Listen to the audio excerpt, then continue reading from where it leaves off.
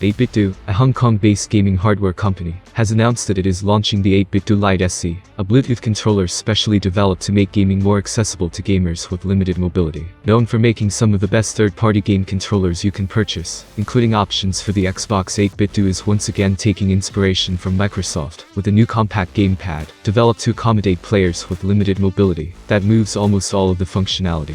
The dedicated buttons. The controller was made possible by a collaboration between 8BitDo and Andreas Carlsen to help his son Oscar, who has spinal muscular atrophy type 2, a rare neuromuscular disorder that affects the nerve cells controlling motor neurons. In other words, the disorder doesn't allow him to stand or walk independently, so he uses a wheelchair as a means of navigating the world around him. It also makes playing video games with regular controllers difficult, so Andreas reached out to 8BitDo, who helped the father-son duo test out various prototype controllers, before settling on the Lite SE appearance shown in the video below. The Lite SE controller took everything the Xbox adaptive controller had, and shrunk it down to the size of the iPhone SE instead of the DJ turntable-esque gamapids. The compact controller still has the analog sticks, but makes up for it with every individual button being placed on the face. The two L and R2 buttons, that are usually embedded on the shoulders of a regular controller, are respectively placed above the D-pad and letter buttons. The most obvious difference between the Lite SE and the other controllers and gamepads that 8BitDo makes is that almost all of the functionality has been replicated using individual buttons on the face of the controller.